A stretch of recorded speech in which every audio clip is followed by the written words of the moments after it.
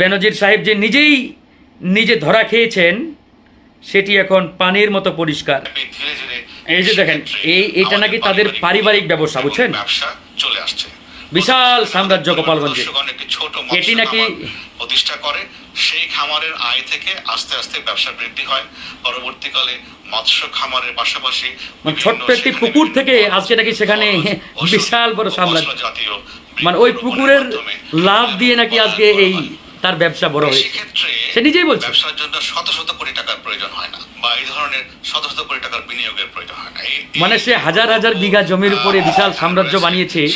এই সাম্রাজ্য নাকি গড়তে মানে শত শত কোটি টাকার প্রয়োজন হয় না। সেখানে যে পরিমাণ টাকার জমি কেনা হয়েছে তার থেকে বেশি আমার পরিবারের ব্যাংক এবং অন্যান্য সূত্র থেকে ঋণ, লোন বা দেনা রয়েছে। এটি মূলত শুনেন, বেনজির সাহেবের তথ্যগুলো শুনলে আপনারা নিজেরাই পরিষ্কার হয়ে যাবে। পুলিশের সাবেক আইজি বেনজির আহমেদ, এই বেনজির আহমেদের দুর্নীতির অনুসন্ধান চেয়ে মহামান্য হাইকোর্টে রিট করেছেন একজন তরুণ আইনজীবী, অ্যাডভোকেট সালাউদ্দিন রেগান। আমি সেই তরুণ আইনজীবীকে স্যালুট জানাই, ধন্যবাদ জানাই যে সে বেনজির সাহেবের দুর্নীতির অনুসন্ধান চেয়ে হাইকোর্টে একটা রিট করেছেন, দেরিতে হলেও। এখন আসুন, এই বেনজির সাহেব যখন পুলিশের দায়িত্বে ছিলেন, অনেকগুলো বড় বড় দায়িত্ব পালন করেছেন।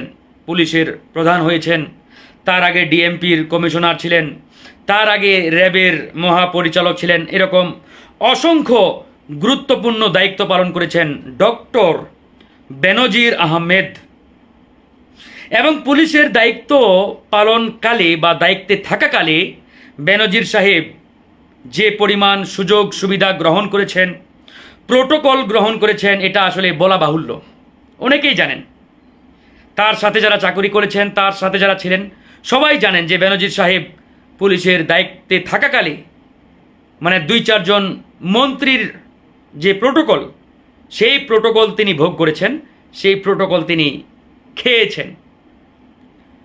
তো যাই হোক, এতদিন তিনি ধোয়া তুলসী পাতা ছিলেন। তো যখন বেশ কয়েকটি জাতীয় দৈনিক পত্রিকায় এই বেনজির সাহেবের থলের বিড়াল বেরিয়ে আসে, অর্থাৎ সে যে হাজার হাজার কোটি টাকা দুর্নীতি করেছে, লুটপাট করেছে, শত শত নয় হাজার বিঘা জমি লুটপাট করেছে, এই তথ্যগুলো যখন বাংলাদেশের একটি প্রথম সারির পত্রিকা বের করে অনুসন্ধান করে, ঠিক তখনই বেনজির সাহেবের যে অবৈধ গোপন সাম্রাজ্য, এই সাম্রাজ্যের নাট বল্টু জনগণের সামনে চলে আসে।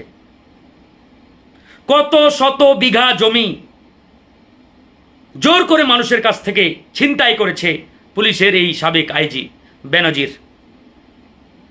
হাজার হাজার কোটি টাকার মালিক, 1 টাকা 2 টাকা নয়। তো যাই হোক, যখন কালের কণ্ঠ পত্রিকা ধারাবাহিকভাবে রিপোর্ট বের করলেন, ধারাবাহিকভাবে অনুসন্ধানের রিপোর্ট প্রচার করলেন, ঠিক তখন আমরা দেখলাম কিছুদিন আগে বেনজির সাহেব তার ফেসবুক পেজে এসে লাইভে সেগুলো খণ্ডাতে লাগলেন এবং 45টি পয়েন্ট তিনি উল্লেখ করে বললেন 24টা পয়েন্ট নাকি সম্পূর্ণরূপে মিথ্যা। মানে যে তথ্যগুলো পত্রিকায় উঠে আসছে, এই পত্রিকার তথ্যগুলোর মধ্যে 24টা নাকি সম্পূর্ণরূপে মিথ্যা বানোয়ার তথ্য। তো যাই হোক, আমি 2-3টি তথ্য আপনাদের শোনাবো, তাহলে আপনারা পরিষ্কার হয়ে যাবেন যে বেনজির সাহেব যে নিজে ধরা খেয়েছেন সেটি এখন পানির মতো পরিষ্কার। এই যে দেখেন, এটা নাকি তাদের পারিবারিক ব্যবসা, বুঝছেন, চলে আসছে বিশাল সাম্রাজ্য গোপালগঞ্জে। এটি নাকি প্রতিষ্ঠা করে, সেই খামারের আয় থেকে আস্তে আস্তে ব্যবসা বৃদ্ধি হয়। পরবর্তীকালে মৎস্য খামারের পাশাপাশি ছোট্ট একটি পুকুর থেকে আজকে নাকি সেখানে বিশাল বড় সাম্রাজ্য, মানে ওই পুকুরের লাভ দিয়ে নাকি আজকে এই তার ব্যবসা বড় হয়েছে। সে নিজেই বলছে ব্যবসার জন্য শত শত কোটি টাকার প্রয়োজন হয় না, বা এই ধরনের শত শত কোটি টাকার বিনিয়োগের প্রয়োজন হয় না। মানে সে হাজার হাজার বিঘা জমির উপরে বিশাল সাম্রাজ্য বানিয়েছে। এই সাম্রাজ্য নাকি গড়তে মানে শত শত কোটি টাকার প্রয়োজন হয় না। সেখানে যে পরিমাণ টাকার জমি কেনা হয়েছে তার থেকে বেশি আমার পরিবারের ব্যাংক এবং অন্যান্য সূত্র থেকে ঋণ, লোন দেনা রয়েছে।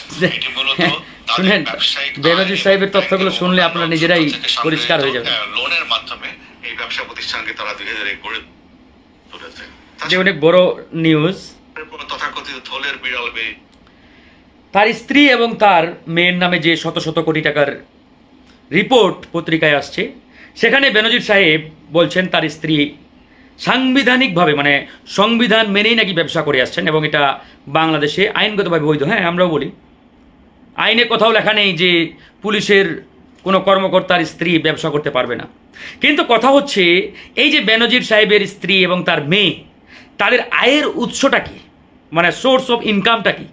তারা যে আজকে শত শত কোটি টাকার মালিক, ধরে নিলাম তারা ব্যবসা করেই এই শত শত কোটি টাকার মালিক হয়েছে। এবং বেনজির সাহেব তার এই লাইফ তিনি নিজেই বলেছেন 10 বছর আগে নাকি তার স্ত্রী তার মেয়ে ব্যবসা শুরু করে, 10 বছর আগে। তাহলে আজকে যদি 2024 সাল হয়, তাহলে 10 বছর ব্যাক যদি আমরা যাই, তাহলে কবে হয়? 2014 সাল। তাহলে 2014, আজকে 2024, তাহলে এই 10 বছর।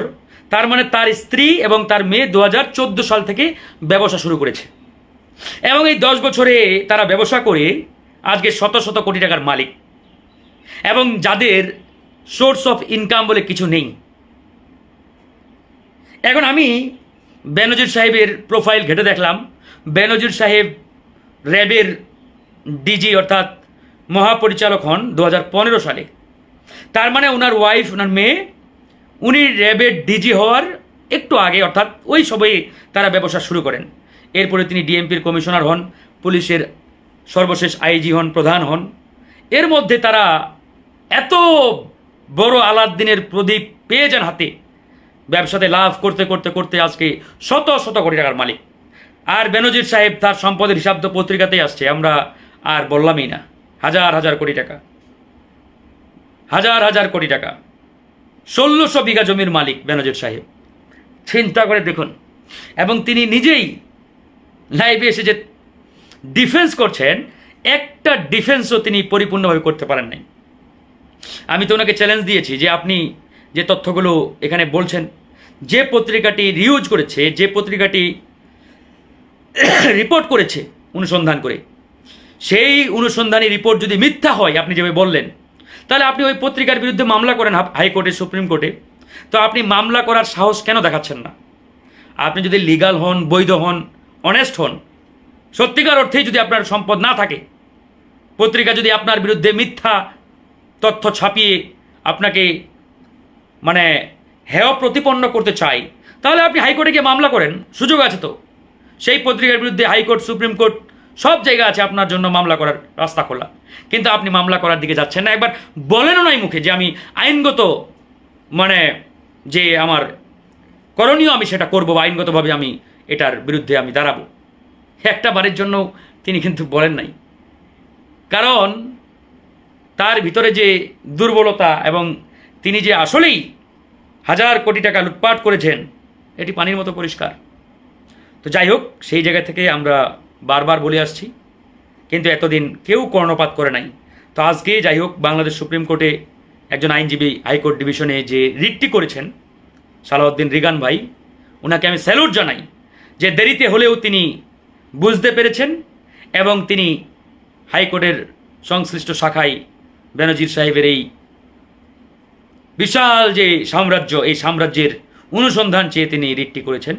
এখন হাইকোর্টের পরবর্তী অ্যাকশন দেখার আমরা অপেক্ষায় থাকলাম কি করে। ইতিমধ্যে দুদকেও রিট করা হয়েছে, ব্যারিস্টার সুমন সাহেব দুদকেও রিট করেছেন। দুদকের অ্যাকশন কি সেটাও আমরা দেখব, তারপরে আমরা পরবর্তী ধাপে আমরা কথা বলবো। দেখি এখন কার ক্ষমতা বেশি, দুদকের নাকি সাবেক পুলিশ প্রধান বেনজিরের।